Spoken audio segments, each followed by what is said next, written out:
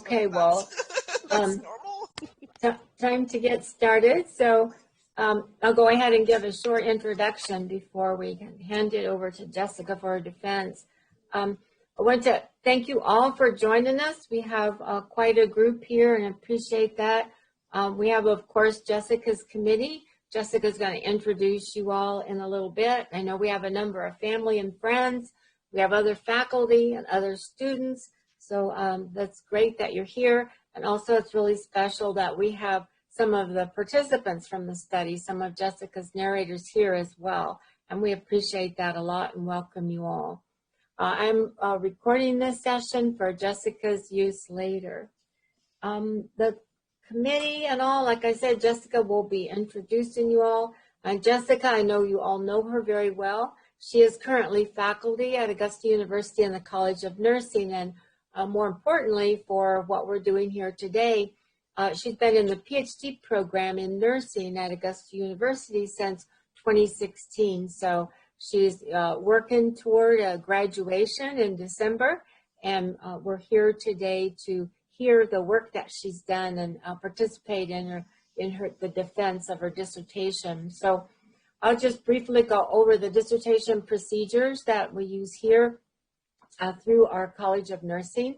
And that is, the first hour is what we call a public session. We really do appreciate everyone coming and listening to Jessica. Jessica's presentation will be about 45 minutes, and then we'll have about 15 minutes for questions and answers, and that will be from a so-called public. That means everybody except her advisory committee. And at that time, then I will thank everyone again for coming, and everyone can leave except for the committee members, and then we go into the so-called closed session. And the committee then, as it is a dissertation defense, they'll be asking her questions and doing the discussion of her historical research. And then we will excuse Jessica, and the committee will be talking among themselves in terms of the final deliberations about the dissertation, and then we will give Jessica the results at the end of the day today at 4 o'clock or earlier. So we have a lot ahead of us, so I'm going to go ahead and give the floor, the virtual floor, over to Jessica. Okay, thank you so much, Dr. Z, for that lovely introduction. Welcome. Thank you all so much for being here today. I'm excited to talk with you. And as I said, I'm a little bit on the nervous side all of a sudden. But I'm here to talk with you today about my, my dissertation research, which is on entitled Cassandra Radical Feminist Nurses Network, Feminism, Nursing, and a History for the Present. And this is in partial completion of my PhD requirements at Augusta University College of Nursing.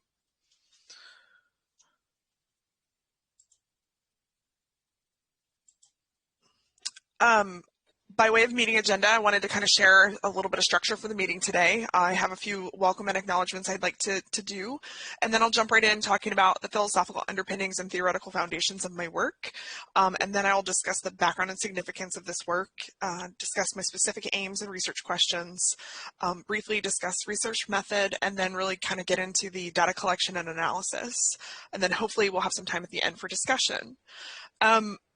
I think as in all kind of presentations like this, there was lots that didn't kind of make the final editorial cut. And so there's maybe details that I have to kind of jump over that you'd like to know more about. Please make note of that, and I'm happy to address anything and any kind of questions that you have at the end of the presentation today.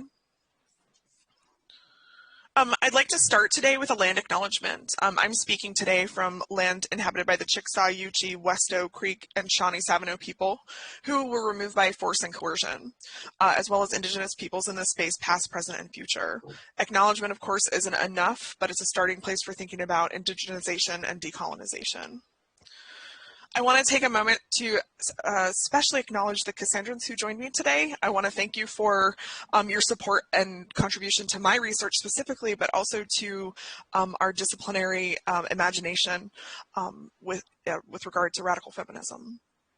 In particular, I'd like to acknowledge Dr. Peggy Chin for her enduring support, and I don't know if she's here or not, but Dr. Christina Nirti as well. I appreciate your mentorship and camaraderie and sort of cheerleading as this process has unfolded.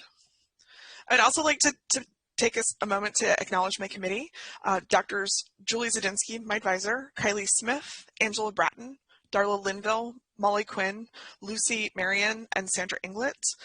Your mentorship and feedback and commentary has made this project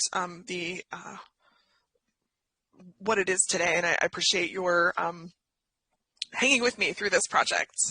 I'd also like to take a moment to acknowledge my outside reader, Dr. Dominique Tobel. Thank you for being here today and for your insightful comments on my dissertation. I'd like to acknowledge the Twitter cohort members who are here today, as well as folks from Nursing Mutual Aid. Thanks for your support, y'all. And then I'd also like to take a moment to acknowledge my family. My mom and dad, Tom and Susan, are here on Zoom, and you can see their picture here in my acknowledgement slide. And I'd also like to give a special shout out to my wife and kids, Davy, Atticus, Oscar, and Tallulah. Thanks for your support and love and for being here today. So when I'm thinking about the philosophical and theoretical foundations of my work, it becomes clear to me that my own social location features prominently in my research. I'm a white, queer, anti-racist, feminist, radical, a nurse midwife, a mom, a partner, a historian, and I have a sort of a predilection for both philosophy and history. I'm personally invested in this work in part because of my feminist inclinations, and in part because of my work as a nurse. I love my work and legacy as a nurse, in particular because of the profound emancipatory potential that nursing holds. My feminist ethos animates my desire to more deeply interrogate the interstices formed when nursing, feminism, race, gender, and sexuality intersect. I see nursing science, authority, expertise, and scholarship in deeply political terms, which should be interrogated in and of themselves. What I find important about a historical event, moment, or discourse is shaped by all of these influences and experiences. And my analyses are a product of this and my commitment to critical feminism, an ethos of activism, and post-structuralist perspectives. My philosophical underpinnings form the basis for my theoretical foundations, which include the idea of the nursing imaginary, which is linked to both nursing's origins and nursing's contemporary construction. In the chat, you should be able to find handouts connected with my research. I've gone into a little bit more detail there about my theoretical foundations, as well as providing definitions for different types of feminism that we may talk about today, and a timeline to kind of situate yourself in the history that we'll be talking about in just a few minutes. So with the nursing imaginary, I have kind of crafted this vision, kind of adopting Benedict Anderson's ideas around the concept of imagined community. A political scientist and historian, in 1983, Anderson wrote a book entitled Imagined Communities, where he identified the ways in which national identity is constructed to unify people across space and time, while simultaneously creating a consciousness into which people could connect. Nursing, of course, is not a nation, but it is clearly a community, with many of the features Anderson enumerated as part of the project of Imagined Communities. First, nursing is limited by gatekeeping, education, registration, and more. It's sovereign insofar as it is nurses who determine what nurses are and who is allowed to become a nurse. And finally, it's a community, incorporating a wide array of individuals into its collective identity. Central to the nursing imaginary, in my mind, are the concepts of gender performativity, sexual politics and compulsory heterosexuality, and normative whiteness and white supremacy, which form the basis of my analyses. Again, you can refer to the handout there for some definitions. So untangling the complexities that characterize feminism and nursing creates a more robust understanding of our history. Right? Nursing is a feminized workforce both presently and historically, and as such is a bellwether for the status of women more broadly, as argued by Liao in 1996. So when we know something about nursing, at a point in time, we know something about the status of women in a given community and space. And so here, understanding the connections between feminism and nursing creates a more robust picture of women's history generally. And specifically, Cassandra represents a unique moment, a time, an organization that was a direct, explicit, self-identified interface between nursing and radical feminism. And the larger significance here connects to the ability of nursing to drive healthcare transformation and subsequent social change. Understanding the history of nursing positions our discipline to imagine alternate futures. So here I've shared an image of Cassandra in Cleveland, and I want to give you a few orienting details about Cassandra, the organization. Cassandra was formed in 1982, and it kind of bubbled up out of the 1982 American Nurses Association Convention in Washington, D.C., which took place in June. And you may also know that in June 1982, the Equal Rights Amendment, a constitutional amendment designed to secure gender parity under law by constitutional amendment, kind of petered out, rolling into a sad end. So while the ANA convention was happening in DC at the time, the city was also alive with demonstration and concerts and protests, kind of marking the end of this benchmark legislation.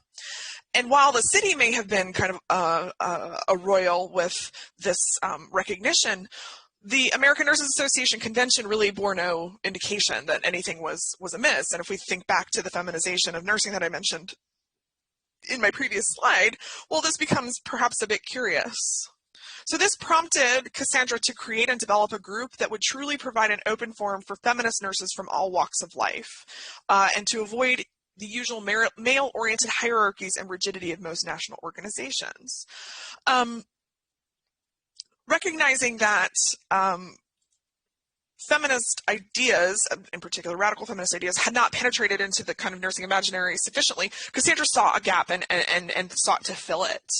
And in so doing, they created this decentralized kind of structure where there were local webs, remember the Cleveland Web, and there was an overarching umbrella organization, like the Continental Web of Cassandra. They were cooperative and collaborative and kind of endeavored to flatten out hierarchy in terms of leadership, which we'll talk about more in a few slides. This is not unusual for like feminist organizing. We can think of groups like the Furies or the Radical Lesbians or, I don't know, even the Boston Women's Health Book Collective. So, and we would see some kind of non-hierarchical organizing in these feminist spaces. But it is pretty unusual for nursing, right? When we think of the American Nurses Association and we think of organizations in nursing sort of more broadly, we see quite hierarchical arrangements for leadership. And this is perhaps connected to both nursing's legacy, like militarized legacy and religious legacy. So the histories of feminism and of nursing are intertwined and arise from a shared episteme, but they're divergent in many ways. And the scholarship on the interconnections where feminism and nursing kind of cross over is kind of limited. And then scholarship on Cassandra, the radical feminist constituency, is scant. So this leaves us ample space for consideration of the shared history of nursing and feminism, and gives rise to considerations of the construction and function of gender, sexuality, and race in these spaces. I hold that this has implications for the nursing present, which retains the imprimatur of these discourses. The discourses of nursing and feminism run in parallel, each informing the other, but with few overt points or intentional points of connection. The purpose of my study was to examine the uneasy coexistence and coevolution of nursing and feminism while documenting the work, ideas, and organization of Cassandra. In so doing, the centrality of gender, sexuality, and race emerged as vital considerations in the normative construction of nursing.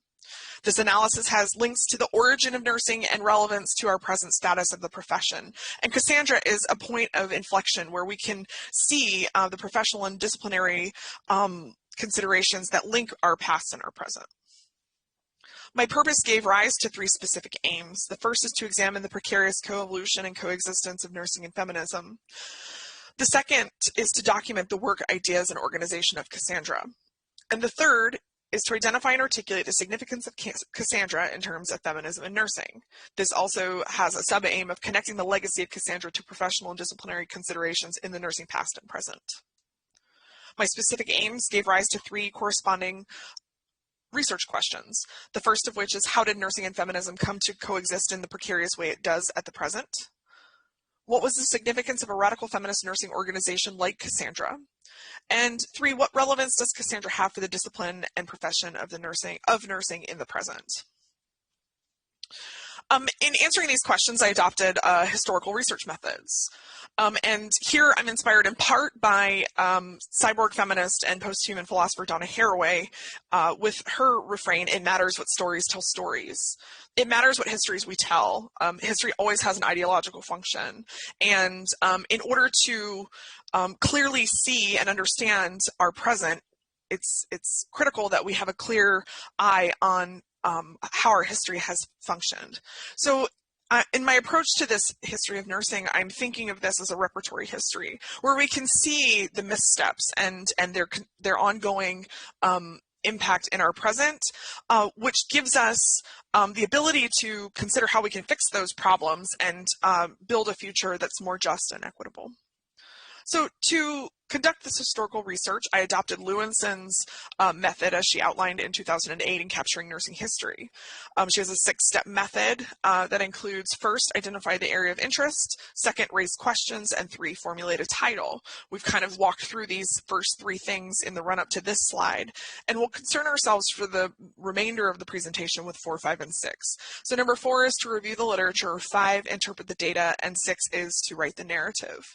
While all 6 of these steps can be iterative, 4, 5, and 6 in particular form kind of a recursive loop where you kind of revise your understanding and your narrative as your understanding evolves. So I collected data from a variety of sources, and that includes oral histories. I'm going to kind of go quickly through this part of my discussion. And so I would also like to point out that if you want to check out more details about my data sources, the file titled Data Sources is available to you and should be in the chat.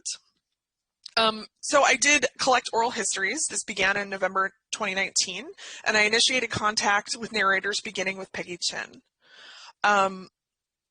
From there, I used snowball sampling, where Peggy connected me with other folks who would be willing and interested to be interviewed for my research, and they connected me with other folks who'd be able and willing to participate in being interviewed.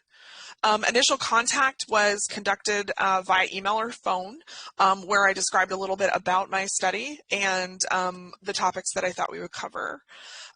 When folks agreed to participate, I sent them a document of informed consent as well as a deed of gift, and we scheduled interviews at their convenience. These were semi-structured interviews that were recorded in 1 to 2 hour sessions by phone or Zoom at the narrator's preference. These interviews were audio recorded using a digital recorder and stored both locally and in the cloud at my institution.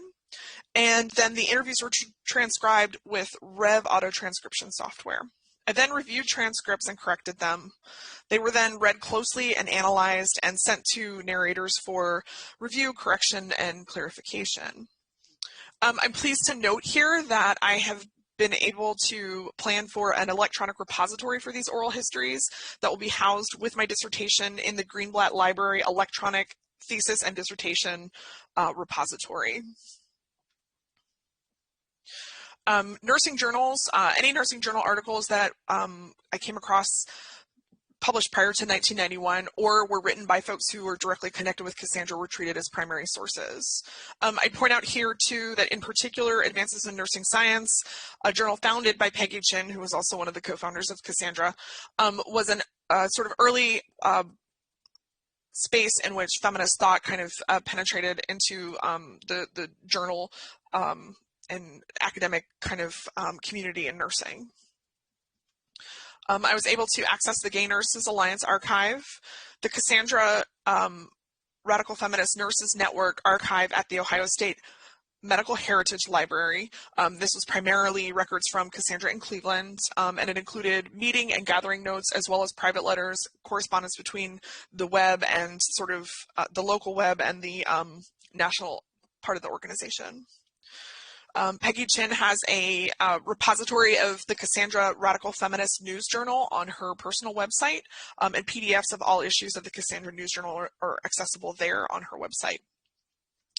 And then I was also able to access Dr. Paula Kagan's video archive. I want to sort of give a special thanks to Dr. Paula Kagan. In 2008, Dr. Kagan began collecting documentary footage for a documentary film on Cassandra Radical Feminist Nurses Network. She recorded many hours of interview footage, and this was documented, her process was documented in an article written in 2009 entitled Historical Voices of Resistance. I mention this in part because this is how I found out about the fact that there were other interviews out there, but also because this is the sole CINAHL like cataloged mention of Cassandra that I can locate in nursing, like in the nursing literature. I was able to view these, it's a private collection, and so Dr. Kagan welcomed me to her home in November 2019, where I reviewed the interviews and her transcripts.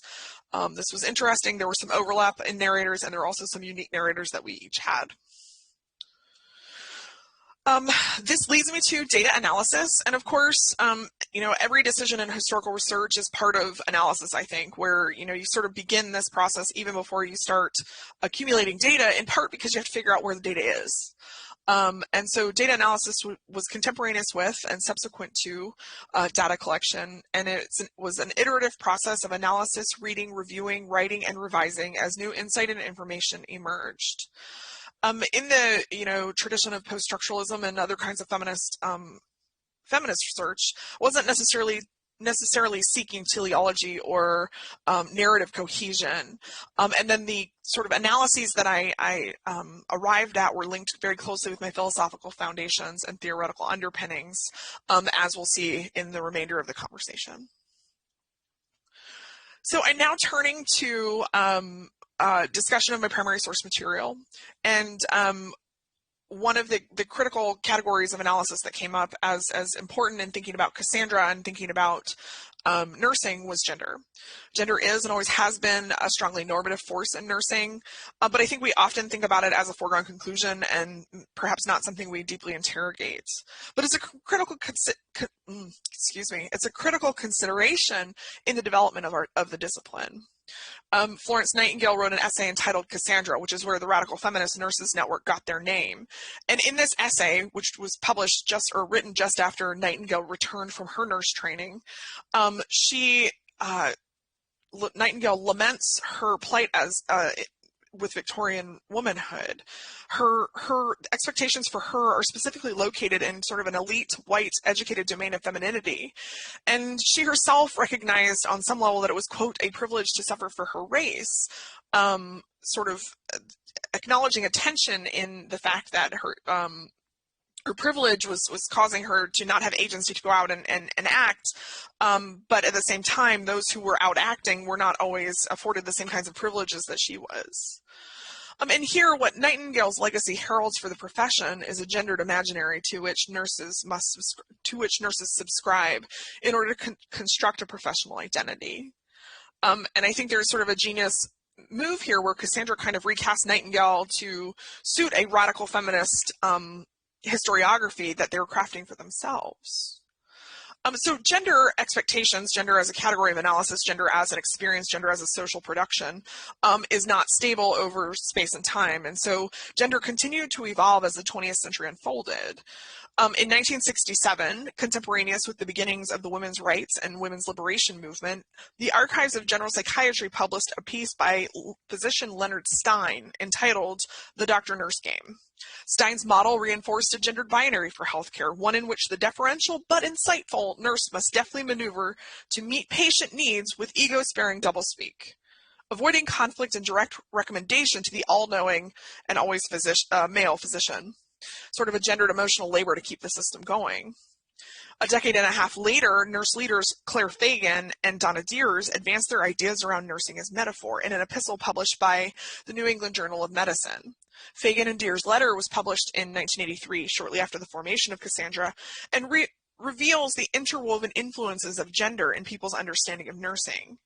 Resisting stereotyping, but wishing to address an unflattering tendency of social acquaintances to become quite uncomfortable upon finding out they are nurses, Fagan and Deers asserted that nursing could be understood as metaphor. Metaphor for mothering, for class struggle, for equality, for conscience, for intimacy, for sex. revealing the ongoing centrality of gender in the discourses of nursing.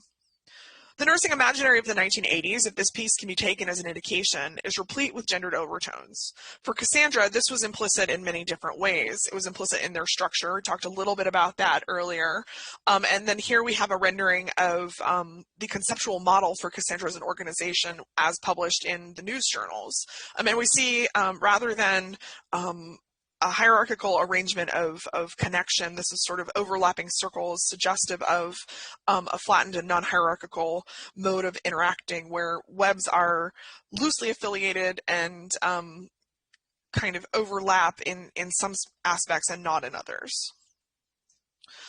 Gender was also apparent in Cassandra's process. The organization used a process called Peace and Power, and this was a process that Cassandra leaders, Peggy Chin and Charlene Wheeler, were exposed to through their work with the Women and Gender Studies Department and Emma Collective bookstore in Buffalo, New York. And the Peace and Power process was a feminist approach for group interactions based on shared values, collective agenda setting, and decision-making arrived through consensus. Another critical feature of this was sort of self-criticism and reflection of the group process as a way to improve group dynamics and group communication as the group worked together. And here I'll point out the cartoon at the bottom of the page. I'm sorry, I'm not actually sure how well it comes through for y'all. But if you see the third bubble over from the left says, "This process is so tedious." And then the next woman says, "Be patient, it's working." And then the third is saying, "Have we finally reached consensus?" And so I think this is suggestive of sort of something that I did see in some of the interviews, which was the focus on process could be sometimes a little overwhelming, but it was an important dimension of the way that gender was navigated in Cassandra. Along with Cassandra's structure and process, the language employed by Cassandra was thoughtfully imbued with feminist intention because, quote, language is crucial to creating a feminist environment. The language of spinning and weaving that Cassandra often employed came directly from radical feminist theologian Mary Daly's work in gynecology. And here you can see Mary Daly with her labrys. And she saw this as a, quote, way of wrenching back some word power. Here, the use of language in this fashion in radical feminist praxis was not simple substitution of less patriarchal terms to stand in for otherwise patriarchal concepts. Instead, language was central to a radical feminist ethos that sought to conceptualize and then construct a world, a cosmos, according to feminist woman-identified design. This included not just language, but methods, epistemology, religion, and more. Throughout the news journals, Cassandra resisted patriarchal language as they were able, limited only by their creativity. Resisting patriarchal oppression, Cassandra endeavored to substitute empowering words and supportive framing wherever possible in both the news journals and in practice, as we see in the structure and process. So Cassandra was also a gendered separatist space. The concept of the woman-identified woman was defined first by the radical lesbians, a group of radical lesbian feminists that had been marginalized by homophobic leanings of liberal feminism, and was published in 1970. More than a sexual identity, radical lesbians created a space for women-identified women as a way to break out of the personal, political, and psychological roles imposed by misogynist hegemonies to, quote, begin disengaging from male-defined response patterns so often replicated in what Joanne Ashley would have called the hospital family. So Cassandra engaged in this gender-based separatism as a way to know each other on women-defined terms, but also as a strategy for group safety. This came up in notes from the 1985 gathering, where it's noted that those in attendance at the gathering found consensus that men in the group, quote, alter the feelings and safety of the group. This was prompted by a Webster bringing a male friend to the gathering, an occurrence taken up by the group process to ensure the integrity of Cassandra as an intimate and safe space for women-identified nurses. However, as with other issues Cassandra navigated, the question of separatism never quite settled, taken up again and again in the news journals and in the notes from Cassandra in Cleveland. Separatism as a function of women identification overlapped with lesbianism in Cassandra, another sort of feature that the collective never really quite comfortably settled. Separatism presented issues both in connection with sexual identity as well as a central issue, as well as with respect to the inclusion of men in Cassandra. Gender was also a central and overt consideration in the actions of Cassandra.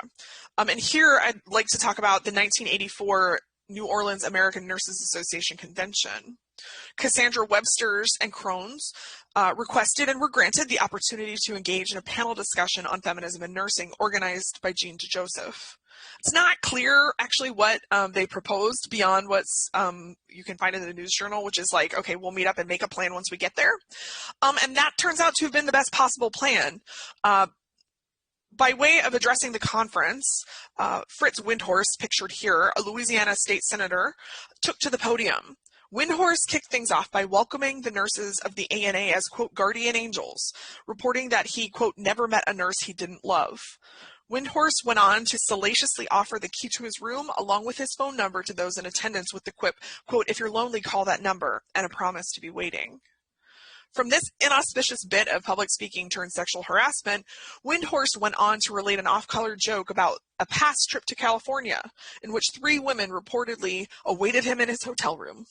Claiming respectability as a legislator, attorney, and family man, Windhorst reported that he asked 2 of these women to leave, spurring an argument amongst them, whereupon he, quote, gave in and let them all stay. What the hell? The members of Cassandra promptly retrieved the session recordings, a tape reel documenting the remarks, and set to work organizing their panel, which would be a feminist critique of Windhorst's comments. Of course, gender was a central theme of Windhorst's remarks, trading on misogynist and sexist aspects applied to the nursing imaginary. In these remarks, Windhorst simultaneously mobilized the contradictory tropes of angelic nurse and slutty nurse in nearly the same breath, a stark example of nursogyny. Under other circumstances, it's possible to imagine Windhorst's lascivious commentary going unchecked.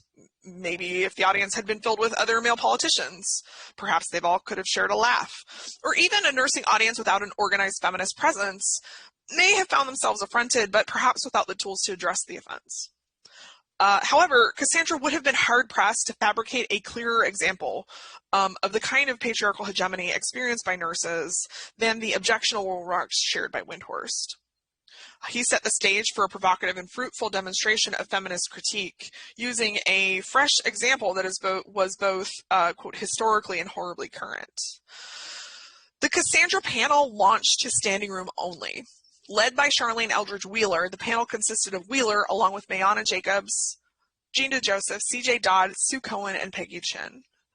Wheeler kicked things off, briefing the audience on feminism and feminist concepts, and then instructing them to listen to the recorded remarks from Windhorst. Wheeler encouraged the audience to consider 3 key elements. First, the contradictory messages conveyed in Windhorst's remarks. Second, any aspects of his remarks with dual meaning. And finally, their connection with nursing identity. So the remarks were played for the audience, and there was a fantastic critique. And what I like here in particular is not just that they took this like immediate example and applied a incisive feminist critique to it, but it was also consciousness raising and fundamental capacity building for folks who may not have been around that kind of critique before, that they could take with them and apply to the next situation that might have come up. I will mention here that the 1984 ANA convention is the last time outside organizations were allowed to present at ANA. Though I don't have like firm evidence to suggest that this was directly connected with Cassandra, it's certainly possible to that the furor these nurses created was part of that decision making.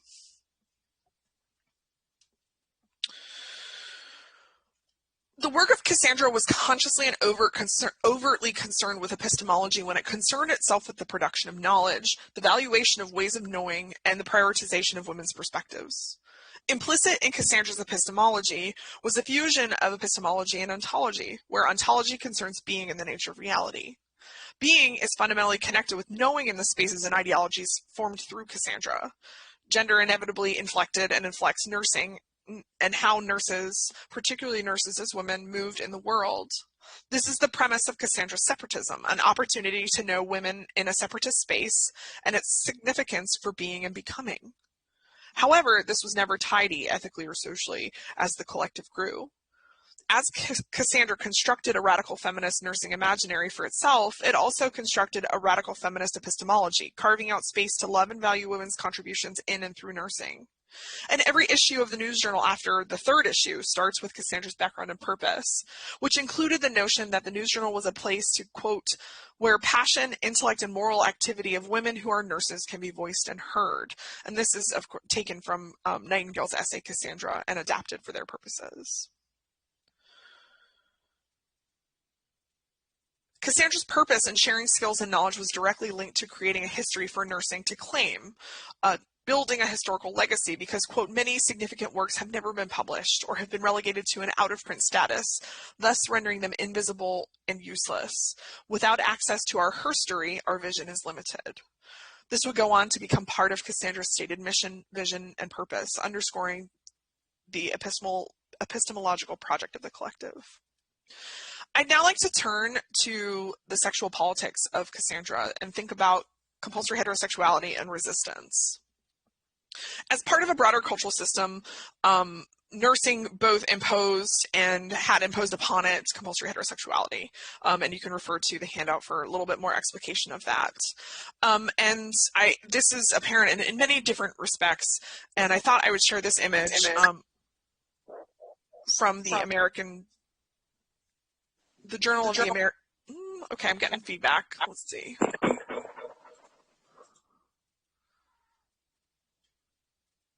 All right. So this image is from, actually, it was published in the Journal of American Nursing, and it was published alongside an article entitled Who is the Seductive Patient?, which was written by two nurses, Jane Assey and Joan Herbert, two psychiatric nurses. And I think the image alone is quite provocative, right? Sort of suggestive that somehow the nurse is failing to perceive a potential threat from the patient and imagining them as a lamb rather than a wolf. And the text of the article is similarly kind of confounding. The article discusses how nurses can manage the, quote, seductive behavior, the words of the author, not mine, in terms of their own, the nurse's own behavior and like habitus, the way they operate in space, while maintaining a therapeutic response. And the nurses that responded in Cassandra were really not having very much of that, right? Recognizing that in any other sector, this kind of behavior would not be framed as seductive, but rather it would have been framed as sexual harassment. But compulsory heterosexuality also came sometimes from unexpected purveyors. If you consider Cassandra's interactions with Dorothy Connie Cornelius, who was sort of a one-time adversary of the Cleveland Web and past president of the Ohio Nurses Association, as well as a lesbian who was closeted during her career, several members of Cassandra in Cleveland were elected delegates for the ONA from their region. And one of the things that Cassandra would do often is use these other meetings that were going on and kind of have like a Cassandra meetup alongside in the years that they didn't gather otherwise. So these Cassandras attended the 1983 ONA convention together in what they understood as a minor act of feminist advocacy that complemented the political aims of the ONA. The Webster's women who were in Cassandra hung a Cassandra banner sewn by Sharon Deavy across the room from where the ONA delegate assembly was meeting, kind of heralding Cassandra's presence. By hanging their banner, Cassandrans saw themselves as advocating for feminist causes, which they understood as congruent with the endeavors of the ONA, given the connection of women's issues and nursing issues. However, Cornelius immediately insisted they remove their banner, to the Cassandrans' surprise and chagrin. Cornelius dressed down the Cleveland Web, admonishing them for using ONA to recruit for Cassandra, alleging that the group competed with ONA for members. This left the Websters of Cassandra in Cleveland stunned and astonished. Speaking about the events, Cleveland Cassandran Elizabeth Berry related in an interview, quote, I think Peggy and Charlene had come to Cleveland in, say, 82 or 83. I do know it was in 83 when we took the banner to ONA and we scared the bejesus out of the executive director. In the aftermath of these events, Cornelius sent Berry a letter personally reprimanding Berry for her role in the display of the banner. members of Cassandra and Cleveland came to realize that Cornelius, and perhaps the rest of the ONA, understood Cassandra not just as a feminist organization, but as a lesbian organization. As such, being openly identified and affiliated with a lesbian-identified group like Cassandra, or even tolerating its presence, potentially jeopardized the leadership roles and reputations of ONA leaders. This was rooted in deeply internalized homophobia and very real fear.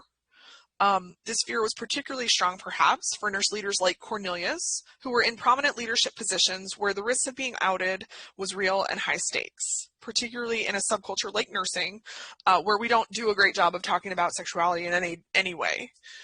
And this, I think, is suggestive of deep-rooted compulsory heterosexuality, and it led to what Susan Jo Roberts would call oppressed group behavior, where hegemonies of oppression are weaponized within marginal groups as a function of, quote, unexamined acceptance of the status quo.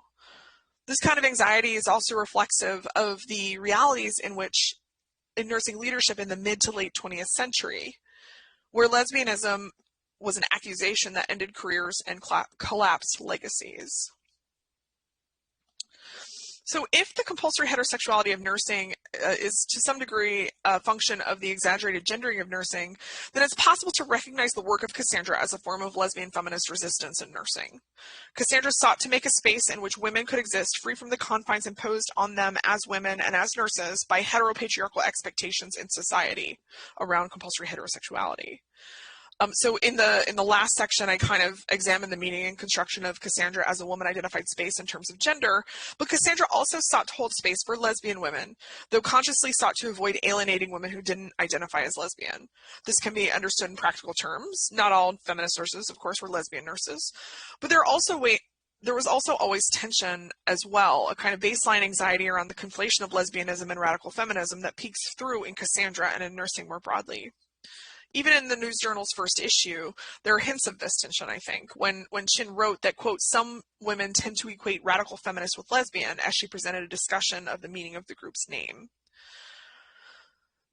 This tension around compulsory heterosexuality proved to be something that the group wrestled with off and on for its entire existence. And I think we can understand this both in terms of internalized homophobia as well as overt and explicit compulsory heterosexuality in the discipline.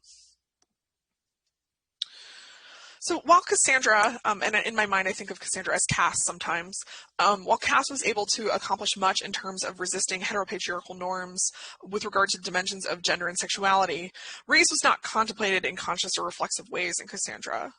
Although it is true that the collective committed to, quote, provide an environment for communication, support, and safety among nurses regardless of race, class, creed, ability, or sexual preference. And in their purpose, they sought to end gender oppression for all women. That is, collectively, Cassandra did not think of itself in terms of race, and this kind of reflects a white normativity as outlined by Elaine Pouzan and David Allen that they theorize for nursing more broadly. Here I'd also point out, however, that the National Black Nurses Association, the National Association of Hispanic Nurses, and Cassandra all share a similar arc in some respects. These groups all formed out of shortcomings of the ANA to meet the needs of these individual subgroups. And so in just over a decade, we see the formation of these three kind of groups that two of which are still in existence today, but that kind of speak to needs that the ANA was not able to address. And so, of course, we do see that Cassandra adopted this anti-racist stance in their purpose. But here, we also see that the membership was overwhelmingly white. This is something that is supported by the interviews that I conducted, as well as my perusal of the news journals. And the kind of action spaces and ideas advanced by Cassandra and where Cassandra engaged kind of centered whiteness. So we see this in the content of the news journal, which infrequently, maybe 3 to 4 times in the 7-year history of the news journal, explicitly considered race and racism. And when it did consider race and racism, it was often from the perspective of how this could be useful for a white nurse, kind of implicitly building a divide between the white nurse and patients of color, for example. I'm now turning to my conclusion, and this kind of begins with a discussion of the way nurses operate in the world. Nurses inhabit and animate an imaginary that is continually cast and recast as we navigate a world that is ceaselessly changing. And there's peril, however, in uncritically cleaving to any idea or discourse around nursing, whether it's a clear tradition of radicalism or that it's time to dispense with ideas around gender and techno-rationalism. Just as there's so much to be lost if we were to dispense with other historical discourses. We clearly see that Cassandra crafted a radical niche in the nursing imaginary, one that empowered them to resist heteropatriarchal norms around some dimensions of gender and sexuality, while at the same time reinforcing other kinds of norms around race. The traction we gain in thinking about nursing history resides in recognizing where our collective imaginary mobilizes messages about nursing, ones that obscure the more complex and sometimes difficult realities. In this reckoning, we may be able to envision and subsequently create a present future for nursing that is liberated from the discourses that oppress, not through organized forgetting, but rather through collective reckoning. The reality is that as a discipline, nursing is not and has never been radical. This does not foreclose the possibility that nurses as individuals have been radical. However, as a discipline, nursing has not only not engaged in a radical imagination for nursing, it's often arrived late to political causes, deeply linked to the political, social, and economic well-being of nurses, women, patients, people, communities everywhere. So now I'd like to briefly revisit my specific aims. First, I endeavored to examine the coexistence and coevolution of nursing and feminism. In interrogating the character of the relationship between nursing and feminism, I sought to answer the question of how nursing and feminism came to exist in the fraught way that it does. As I have discussed using a historical approach, the conflict between feminism and nursing long predates Cassandra. The precarious coexistence of feminism, particularly radical feminism, and nursing created tensions and precarity beginning with the earliest moments of professional nursing. This unease, which continues in the present, owes in part to the particular culture of civility, professionalism, and niceness that was constructed through our normative values, that was and continues to be constructed through our normative values. With my second aim, I also documented the work, ideas, and organization of Cassandra while identifying and articulating the significance of Cassandra in terms of feminism and nursing. This aim was twofold. First, thinking, talking, and writing about Cassandra is a straightforward documentary endeavor that reinforces Cassandra's place in the nursing imaginary. Second, it led me to consider the significance of a radical feminist nursing organization. Cassandra stands alone as the only radical feminist organization for nurses, possibly ever, but certainly in the 1980s. If nursing has never been radical in its feminist stances, this is part of what makes Cassandra such an interesting and important interstices to catalog and examine. The analyses captured, particularly in chapters 3 through 6 of my dissertation, attend to both the material dimensions of Cassandra's history while also excavating the discursive and ideological role gender, sexuality, and race play in both Cassandra and the discipline of nursing. Finally, with my third aim, I worked to connect the legacy of Cassandra to identify and articulate the significance of Cassandra in terms of feminism and nursing. This aim and its corollary, connecting the legacy of Cassandra to professional and disciplinary considerations in both nursing's past and present, gave rise to the question of Cassandra's relevance to the discipline and profession of nursing in the present. Thinking about the past and present led to considerations for the future, leading me to ask what role feminism should play in the future of nursing. Of course, thinking about the far past of nursing origins clarifies our understanding of more recent history like Cassandra. Together, this history can aid the profession in understanding its present. Through archival research and oral history, I was able to curate the ways in which Cassandra's radical feminist ethos challenged the normative values of the profession. These normative values I connected to nursing's historiography. The specter of these echoes continue to haunt the discipline. Nursing's past remains vividly present. By way of strengths and weaknesses, I think two key strengths of my research include the variety and comprehensiveness of the data sources I engaged, and then the theoretical and philosophical underpinnings I brought into this analysis. I have some opportunities for further growth and further research here, I think, too. I did not include class analysis in an explicit way, and I think that would enhance my work here. And I think that also speaks to the complexity of the interaction of these categories of analysis, right? As Patricia Hill Collins tells us, the matrix of domination is irreducible. And so really it would be a gain here to think about the way that these categories interact more explicitly. I think that one of the things is that with regard to the oral histories, we're talking about an events of anywhere from 30 to 40 years ago, right? And I think that Cassandra was an overwhelmingly positive experience for most of the folks that were in the organization. And so, of course, I wasn't seeking to sow discord in my interviews, but when I asked about things like the hard parts of Cassandra, there really wasn't, folks didn't have a lot to share because of the positive feelings that they brought with them. I didn't include any primary research here on liberal feminism. I did mention Donna Deers and Claire Fagan, and I think that's a pretty clear connection to liberal feminist trajectory. And I think that could be an interesting foil for future research. I also think a deeper dive is warranted in journals affiliated with organizations like the National Association of Hispanic Nurses and the NBNA, National Black Nurses Association, as well as perhaps the Filipino Nurses Association. And I think that could add complexity and richness. So in terms of thinking about my implications, the implications for my research, there are clinical implications, educational, and research implications. The first that I think with clinical implications, I think histories enable the discipline and individual practitioners within the discipline to interrogate their clinical practices, asking how and why. And then you can integrate these radical critiques into the care you provide. But if we never think about it, then we'll never do it. And so this can even prompt us to think about where care is provided and if that's the best thing for the communities for whom we care.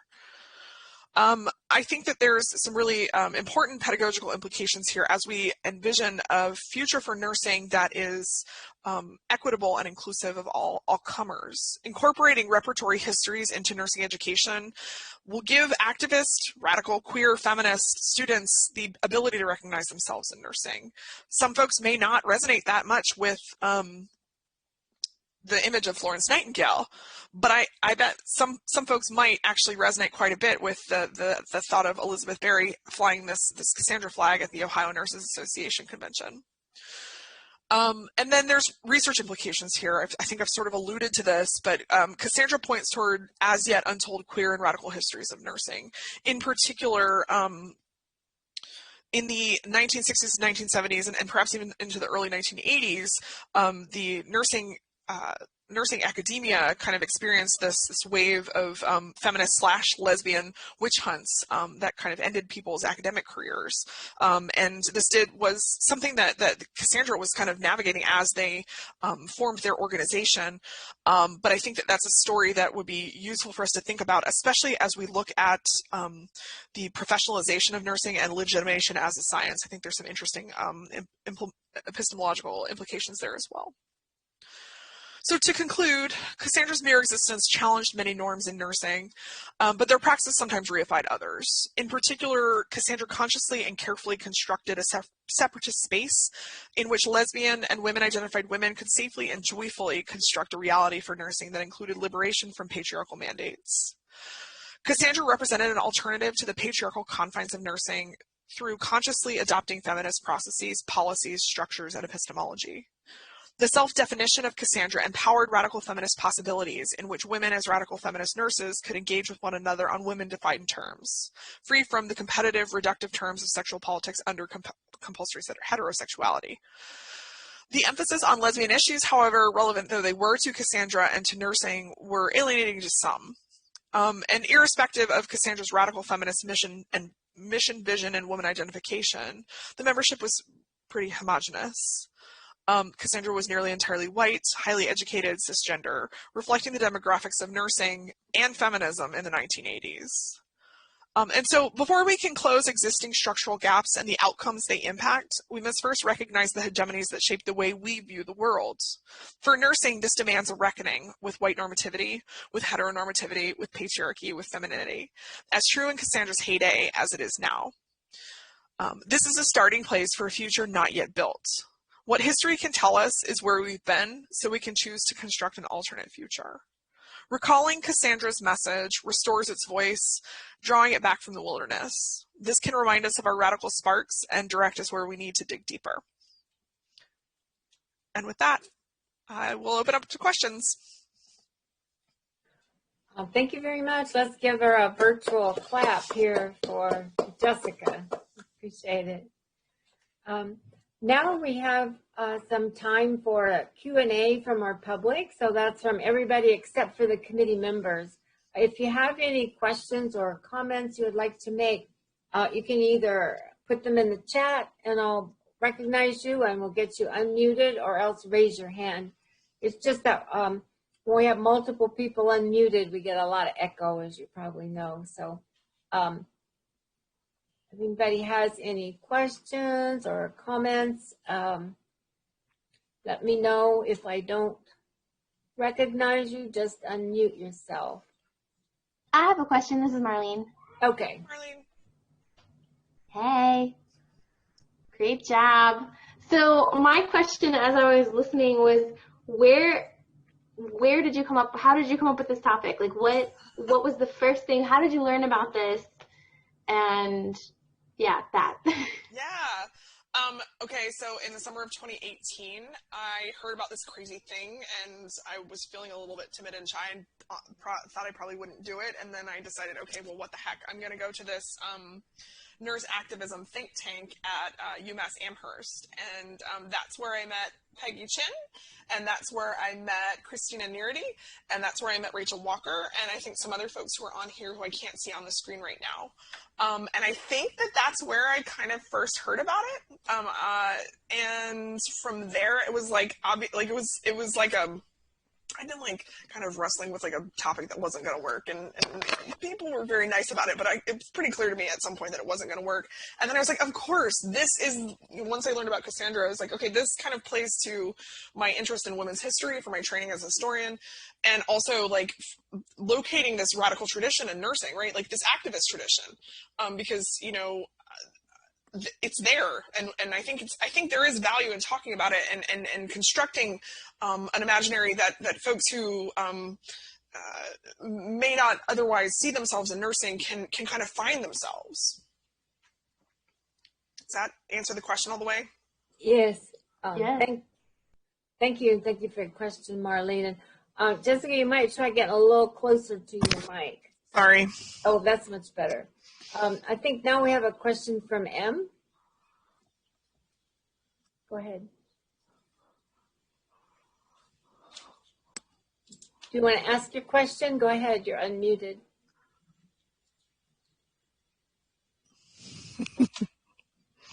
M?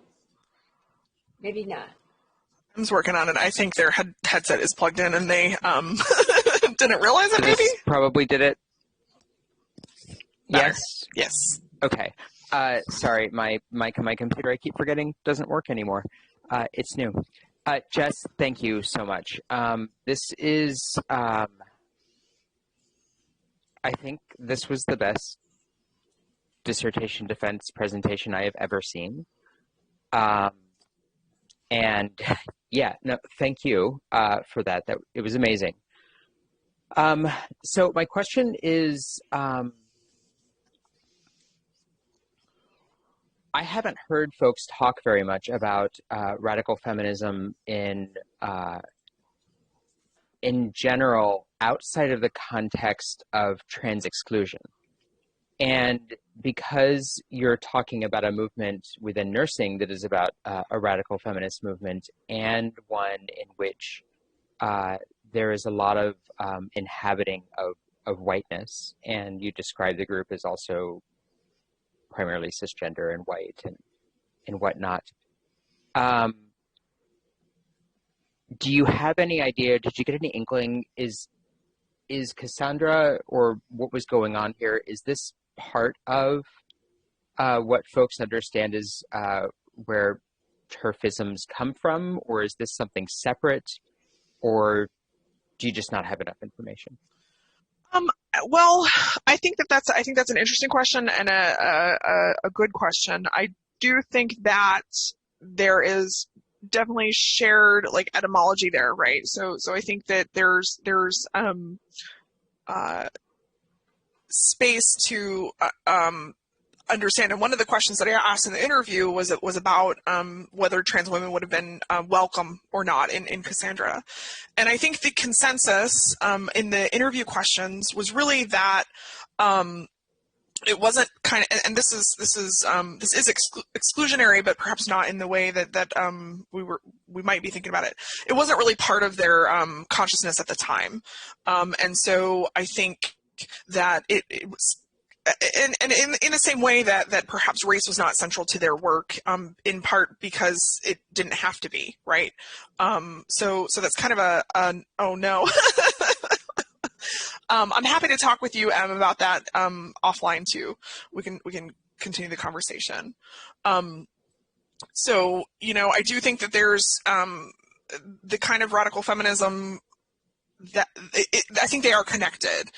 Do I think that the members of Cassandra now would necessarily hold the same kinds of ideas? Would they be TERFs now? I don't think so.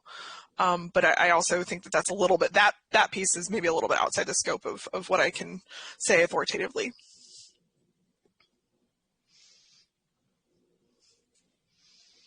Okay, thank you, Em.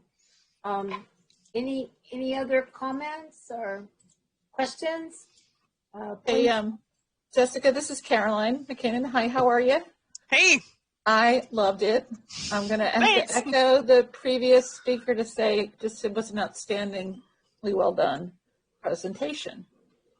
And at the same time, it's what I put in the chat box, which is I would hate to see the level of vocabulary deter people from hearing you and understanding you.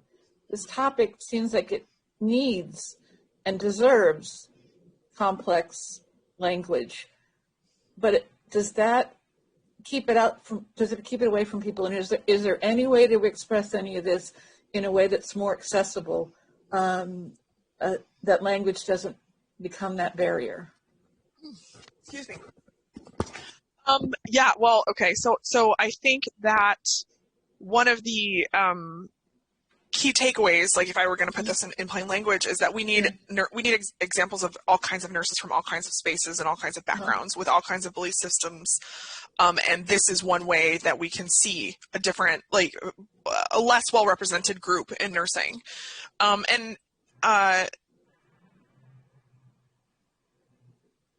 lost my train of thought. So to some degree, I do think that there was probably more jargon in this presentation than I would pitch it if it were a different audience, in particular since I'm speaking to my committee who's been there all along and steeped in my definitions. But one of the ways that I tried to address that in the writing of my dissertation was by using as many examples and as much storytelling as I could to kind of help people kind of see those more abstract concepts that I'm trying to put forth. Cool. Great, thank you. I loved it. Loved it. Thanks, Caroline. Very well done. You're welcome.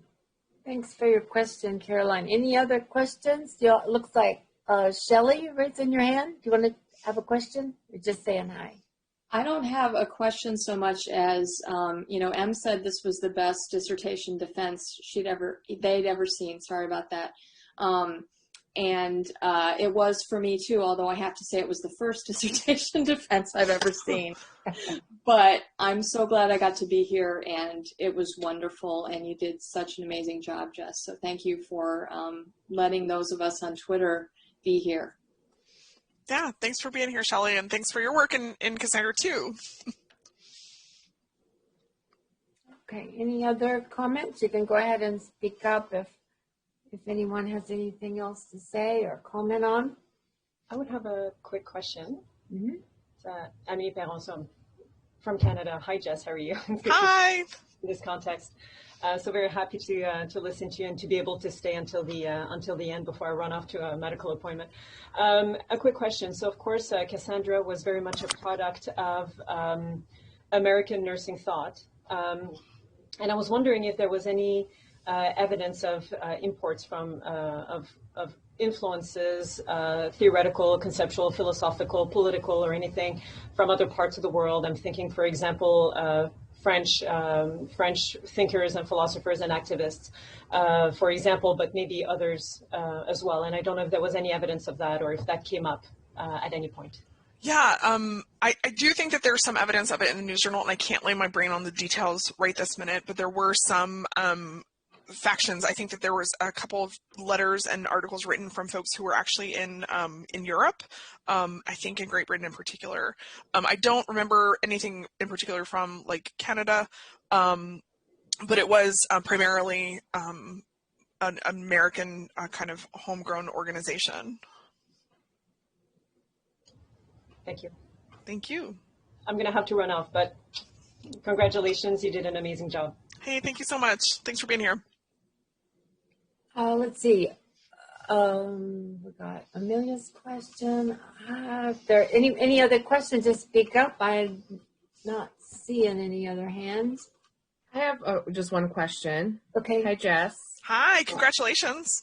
Well, thank you. To amazing presentation. I just wanted to ask you how you think that the work that you do with Nursing Mutual Aid connects to this dissertation. Fun. Yeah. So I think that there's ways in which it's directly connected, right? So both my work with Nursing Mutual Aid and with Radical Nurses and with even the Nursology Theory Collective, right? Like we don't need to lean on national and like actually I should probably comment on this, right? We don't need to lean on national organizations when they're not doing what we need them to do, right? So just like Cassandra saw ANA not meeting their needs, just like the NBNA saw ANA not meeting their needs, just like we see the ANA failing us right now, like we can push back. We can do it together. We have to make space for talking about these kinds of things, and if we don't make it, who's going to do it? So that's how I see it. It's sort of like praxis, right? It's sort of this is my theorizing, and that's my praxis. They're linked up real close together.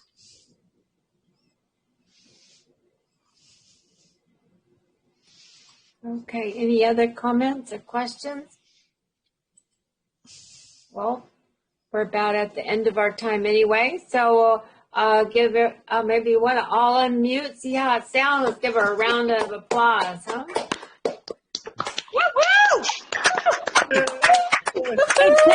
Awesome. Nicely Amazing.